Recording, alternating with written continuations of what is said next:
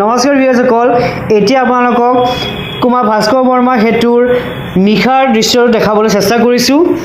এয়া চাওক, গোটেই চাৰিওফালে লাইট জ্বলি গৈছে আৰু এই ব্ৰিজখনত লাইট লগোৱা হৈছে। আমাৰ জাতীয় পতাকাৰ 3টা ৰঙৰ লাইট ইয়াতে লগোৱা হৈছে, দেখিবলৈ খুব ধুনীয়া লাগিছে।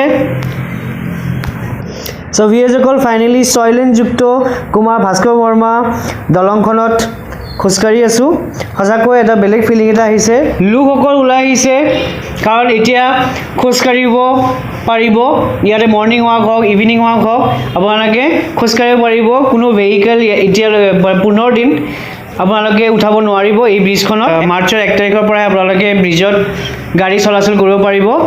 চ' লোকসকল আহিছে, ইয়াতে চাইছে, ফটো তুলিছে, ৰীল বনাইছে।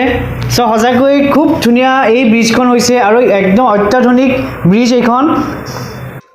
আৰু এই দলংখন নৰ্থ ইষ্টৰ ভিতৰত ফাৰ্ষ্ট এক্সট্ৰা ড'জ ব্ৰিজ হয়। এক্সট্ৰা ড'জ ব্ৰিজ হৈছে একেধাৰে এটা কেবল ষ্টেট দলং আৰু গাৰ্ডাৰ দলঙৰ সংমিশ্ৰণ, য'ত তলৰ পৰা ধৰি ৰখাৰ সলনি ওপৰৰ পৰা কেবুলেৰে টানি ৰখা হয়।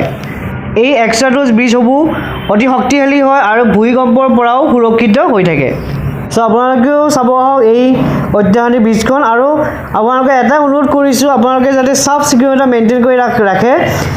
ইমান ধুনীয়াকৈ বনাইছে চৰকাৰে, আৰু আমি যদি চাফ চিকুণতা মেইনটেইন নকৰোঁ কোনে কৰিব। আৰু আপোনালোকৰ এটাই অনুৰোধ, আপোনালোকে যাতে পানৰ পিক বা গুটকাৰ পিক ইয়াতে নেপেলায়। ধন্যবাদ।